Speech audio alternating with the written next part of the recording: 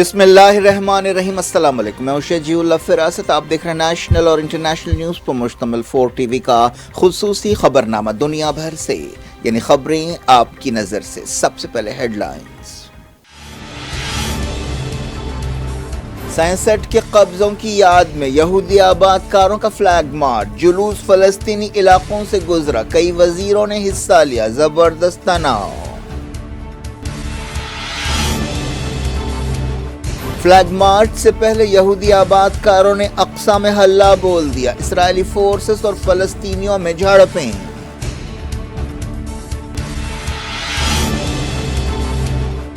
جمعے کو جدہ میں تاریخی عرب لیگ سمٹ، بشار الاسد شرکت کریں گے۔ قطر نے کہا سیریا کو شامل کرنے کے خلاف ہیں لیکن اتفاق رائے میں رکاوٹ نہیں بنیں گے۔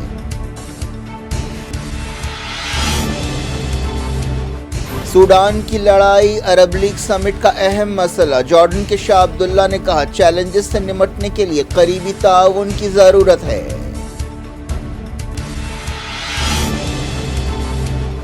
الیکشن جیتنے پر تمام ریفیوجیوں کو واپس بھیج دوں گا، طیب اردوان کے مخالف امیدوار کمال خلیج دارغلو کا اعلان۔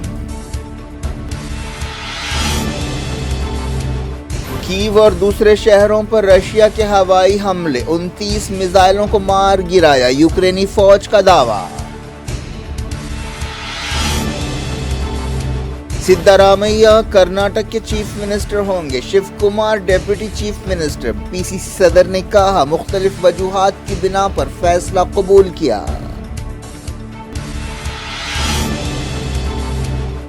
کرن رجیجو کو وزیر قانون کی حیثیت سے ہٹا دیا گیا، لوک سبھا الیکشن سے 1 سال پہلے اہم تبدیلی، ارجن میگھوال نے جگہ لی۔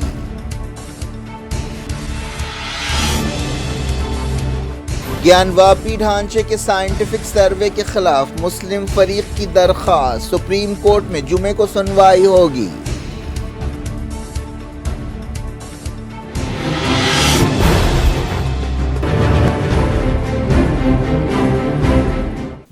ہیڈ لائنز آپ نے دیکھی، اب خبروں کی تفصیل کی طرف آپ کو لیے چلتے ہیں۔ سینکڑوں یہودی آباد کاروں نے مسجد اقصی کے احاطے میں ہلہ بول دیا۔ اس موقع پر یہودی آباد کاروں کی حفاظت کے لیے ہزاروں سپاہیوں کو تعینات کیا گیا تھا۔ یہودی انتہا پسندوں کو 3 گروپوں نے جمعرات کی صبح سخت حفاظت میں اقصی کمپاؤنڈ پر ہلہ بولا۔ ان کے ساتھ کٹر یہودی عالم اور سابق رکن پارلیمنٹ ایہود گلک بھی تھا۔ تقریباً 3000 سپاہیوں کو اہم مقامات پر تعینات کیا گیا تھا۔ یہودی آباد کاروں نے ایک فلیگ مارچ نکالا، اس موقع پر دکانیں بند کر دی گئیں۔ یہ مارچ فلسطینی علاقوں سے گزرا جس کی وجہ سے زبردست تناؤ پیدا ہو گیا۔ 1967 میں مغربی کنارے اور قدس پر اسرائیل کے قبضے کی یاد میں ہر سال یہ مارچ نکالا جاتا ہے۔ اسرائیل کے کئی وزیروں نے اس مارچ میں حصہ لیا۔ اس مارچ کو حکومت کی سرپرستی حاصل تھی۔ دوپہر 1 بجے فلیگ مارچ میں حصہ لینے والے جمع ہوئے۔ یہ سلسلہ شام 5 بجے تک جاری رہا۔ یہودی آباد کار ویسٹرن وال کی طرف جمع ہوئے۔ امریکی صدر جو بائیڈن نے درخواست کی تھی کہ اس جلوس کا راستہ تبدیل کیا جائے، لیکن اسرائیلی عہدیداروں نے اس درخواست کو نہیں مانا۔ فلسطین کی مزاحمتی تنظیم حماس نے مارچ پر تنقید کی اور کہا کہ یہ مقدس مقامات کو یہودی رنگ دینے کی سازشوں کا حصہ ہے۔ حماس ترجمان عبداللطیف قانو نے ایک بیان میں کہا کہ وہ کبھی بھی ان شیطانی منصوبوں کو کامیاب ہونے نہیں دیں گے۔ حماس ترجمان نے کہا کہ مسلم اور عرب دنیا کو چاہیے کہ وہ فلسطینیوں کا ساتھ دیں اور اقصی کی حفاظت کریں۔ اس مارچ سے قدس میں نیا تناؤ پیدا ہوا۔ 1967 میں کیے گئے قبضوں کو دنیا نے کبھی تسلیم نہیں کیا۔ مارچ کے موقع پر کٹر یہودی آباد کاروں نے مسجد اقصی کی جگہ یہودی عبادت خانے کی تعمیر کے حق میں نعرے لگائے۔ مسجد اقصی میں یہودی آباد کاروں نے تلمودی طریقے سے رسومات ادا کیں۔ اس موقع پر فلسطینیوں کی بڑی تعداد اقصی میں موجود تھی۔ انہوں نے اسرائیلی فوج کے خلاف نعرے لگائے۔ بعض فلسطینی نوجوانوں نے اسرائیلی فوج پر پتھراؤ بھی کیا۔ دوسری طرف اسرائیلی سپاہیوں نے نمازیوں کو مسجد اقصی سے باہر نکالنے کے لیے طاقت کا استعمال کیا اور آواز پیدا کرنے والے بم پھینکے۔ عرب لیگ کی تاریخی چوٹی کانفرنس جمعے کو ہوگی۔ اس سلسلے میں تمام تیاریاں کر لی گئی ہیں اور جدہ اس کانفرنس کی میزبانی کے لیے تیار ہے۔ سیریا کے صدر بشار الاسد کی موجودگی نے اس سمٹ کو بہت خاص بنا دیا ہے۔ 12 سال بعد سیریا کو عرب لیگ میں واپس لیا گیا ہے۔ سیریا جنگ کے دوران دمشق کو عرب لیگ سے نکال دیا گیا تھا۔ سعودی عرب اور دوسرے عرب ملکوں نے سیریا کے ساتھ تعلقات ختم کیے تھے۔ حال ہی میں سعودی عرب اور ایران کے درمیان سفارتی تعلقات بحال کرنے کے فیصلے کے بعد خطے میں صلح کا عمل جاری ہے۔ اسی سلسلے میں سیریا کو عرب لیگ میں شامل کیا گیا۔ چھوٹی کانفرنس سے پہلے عرب وزیروں کی ایک میٹنگ ہوئی جس میں سیریا کی واپسی کا استقبال کیا گیا۔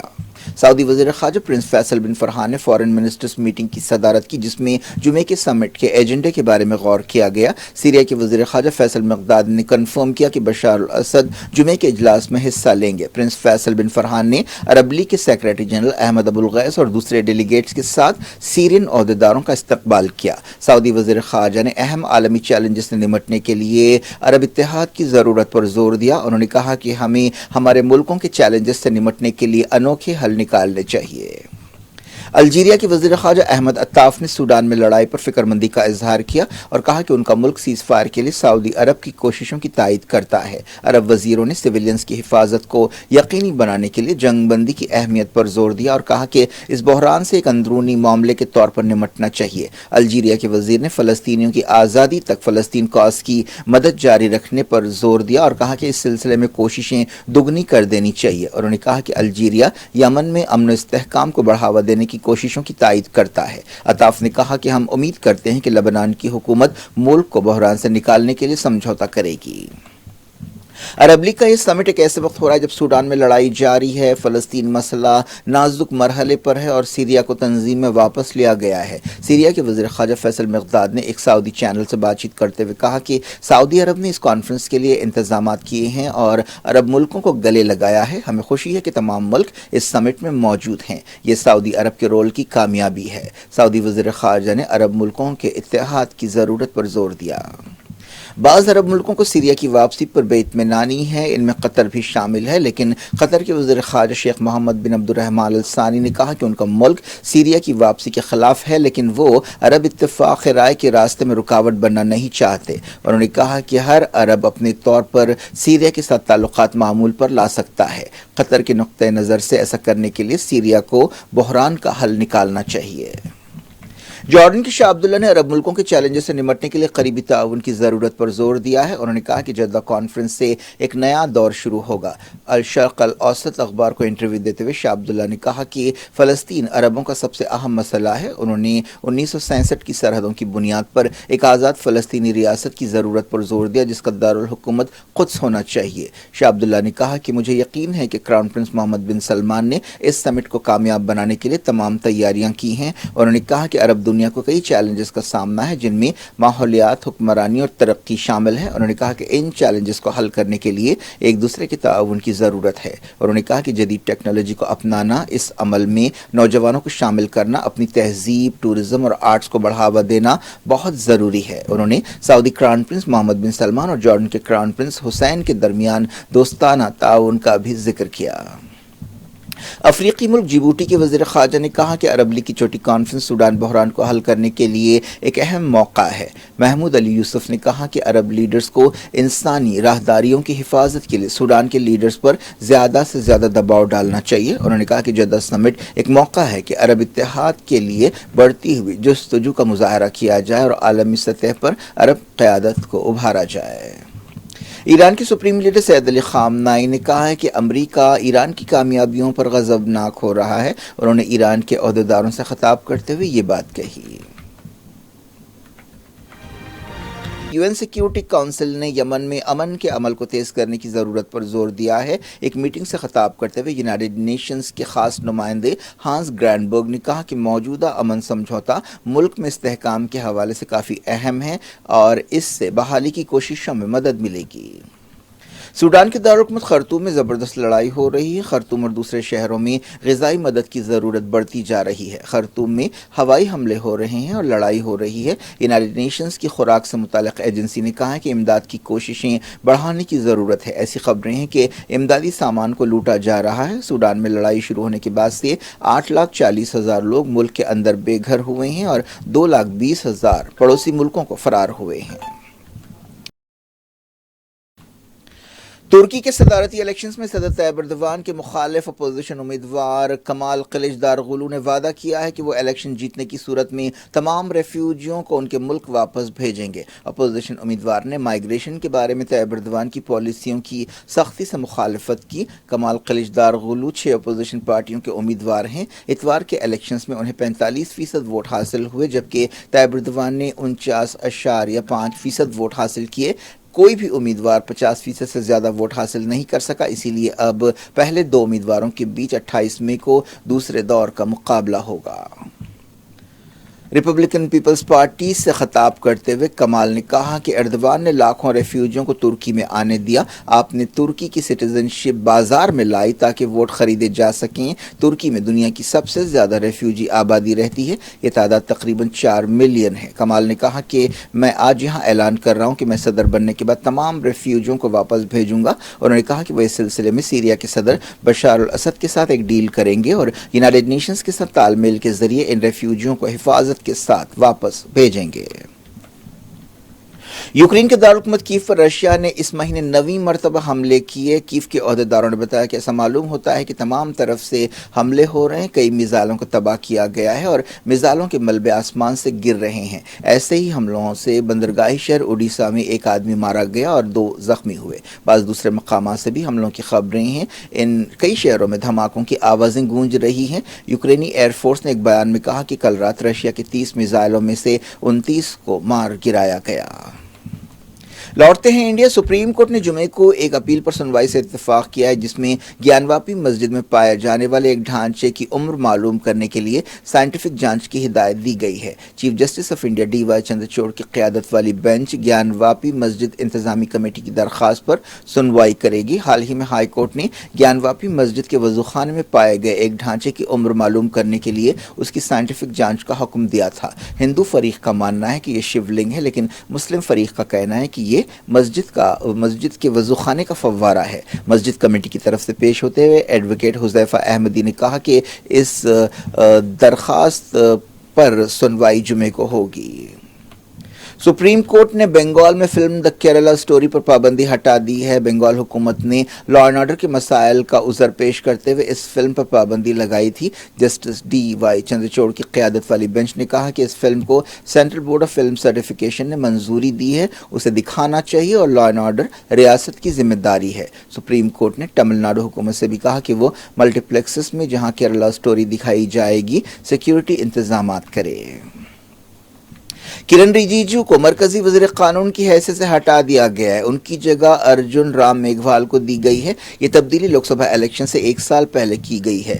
رجیجو کو مودی حکومت کے اہم وزیروں میں گنا جاتا ہے، انہیں بحران کے حل کی صلاحیتوں کی وجہ سے بھی مانا جاتا ہے۔ انہیں اب ارتھ سائنسز کی وزارت دی گئی ہے جو نسبتاً کم اہم ہے۔ حالیہ عرصے میں کرن رجیجو اور عدلیہ کے درمیان لفظی تکرار ہوتی رہی ہے۔ یہ حالیہ تاریخ میں پہلا موقع ہوگا جب وزیر قانون کیبنٹ رینک نہیں رکھیں گے۔ ایک بیان میں کہا گیا کہ ایس پی سنگھ باگیل جو وزارت خارجہ میں جونیئر وزیر تھے اب مملکتی وزیر صحت ہوں گے۔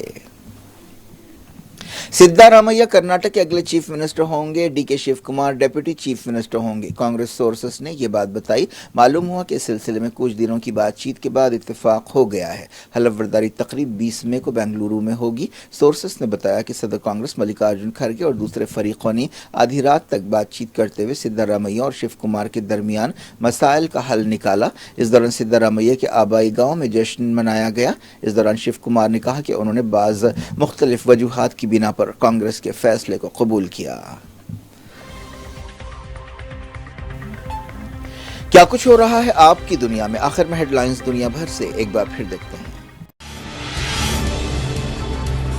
سینسٹ کے قبضوں کی یاد میں یہودی آباد کاروں کا فلیگ مارچ، جلوس فلسطینی علاقوں سے گزرا، کئی وزیروں نے حصہ لیا، زبردست تناؤ۔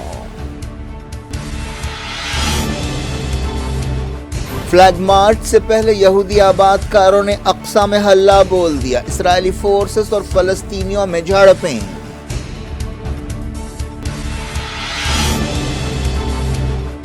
جمعے کو جدہ میں تاریخی عرب لیگ سمٹ، بشار الاسد شرکت کریں گے۔ قطر نے کہا سیریا کو شامل کرنے کے خلاف ہیں لیکن اتفاق رائے میں رکاوٹ نہیں بنیں گے۔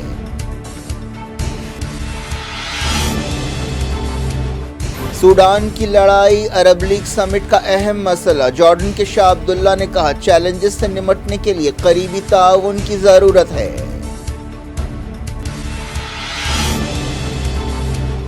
الیکشن جیتنے پر تمام ریفیوجیوں کو واپس بھیج دوں گا، طیب اردوان کے مخالف امیدوار کمال خلیج دارغلو کا اعلان۔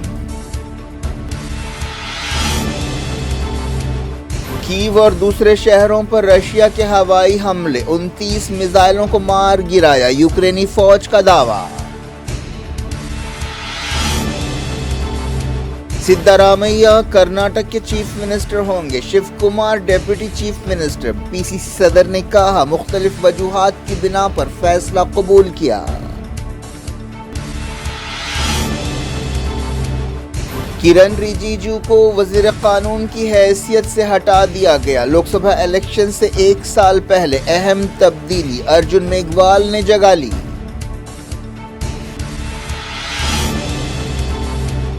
گیان واپی ڈھانچے کے سائنٹیفک سروے کے خلاف مسلم فریق کی درخواست، سپریم کورٹ میں جمعے کو سنوائی ہوگی۔